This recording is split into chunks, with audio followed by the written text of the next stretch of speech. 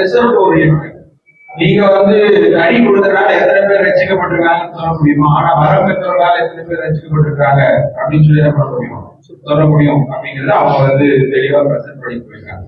இப்ப இந்த 2 பேரும் ஆர்கியூ பண்ணதுல இருந்து நம்ம என்ன புரிந்து கொள்ளலாம்னா, ஆவிக்குரிய வரமே அப்படின்னு சொல்றவங்க வரம் இல்லை என்றால் கனி இல்லை. வரம்னா கனி கொடுப்பது கிடையாது, காரணம்னு சொல்லியிருக்காங்க. போதக வரம் இல்லைன்னா விசுவாசம் கிடையாது, போதக வரம் இல்லைன்னா ரட்சிப்பு கிடையாது, அற்புதங்களை பார்க்கலன்னா மக்கள் விசுவாசிக்க மாட்டாங்கன்னு சொல்லி வரம்னா கனியை பிறப்பிக்கிறது அப்படின்னு சொல்லியிருக்காங்க. ஆனா கனியை சொல்லி பேசினவங்க எதை கொடுத்து ரொம்ப ஆழமா ஆர்கியூ பண்ணிருக்காங்க அப்படின்னா, கனி இல்லைன்னா வரம் இருந்து எந்த பிரயோஜனமும் இல்லை.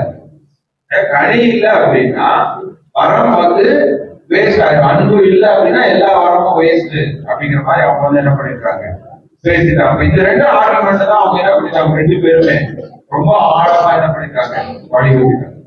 இப்போ ஒரு பிராக்டிகலான தலைப்புல தீர்ப்பு சொல்றது ரொம்ப ஈஸி.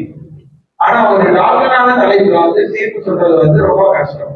இப்போ ஆவின் கிறிஸ்தவ வாழ்வின் புதுமையான அடையாளம், ஆவின் கனியே, ஆவின் வரவே சொல்றது எப்படிப்பட்ட ஒரு கேள்வினா, உன்னுடைய வலதுகள் முக்கியமா இடதுகள் முக்கியமான ஒரு கேள்வி கேட்டோம்னா நீங்க என்ன பதில் சொல்வீங்க?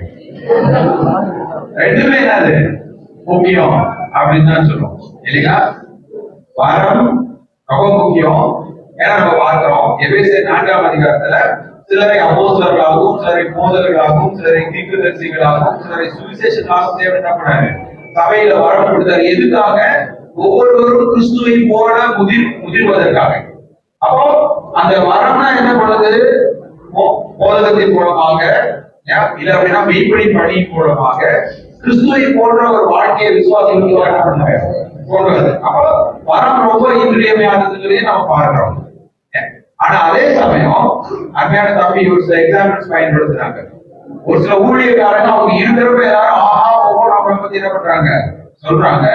ஆனா அவங்க இறந்ததுக்கு அப்புறம் அவங்கள மறந்துடுறாங்க. அவங்க ஒருவேளை வரம் பெற்றவர்கள் அறியப்பட்டிருந்தாலும் அவருடைய வாழ்க்கையில விசுவாசத்தின் கனி, ஆவியின் கனி இல்லாத அப்படின்னாலே அவர்கள் மறக்கப்படுகிறார்கள். அப்ப கனி இல்லை அப்படின்னா அந்த வரங்கள் சகோதரி சொன்னது போல நித்தியமான மாற்றத்தை என்ன பண்ணாது, கொண்டு வராது. இப்போ கடைசியா நம்ம எல்லாரும் ரூமுக்கு போனோம். நீங்க எல்லாரும் சந்தோஷமா போகணுங்கிறதுனால கிறிஸ்தவ வாழ்க்கையின் முதன்மையான அடையாளம் கனியும் வரமும் 2மே என்று சொல்லி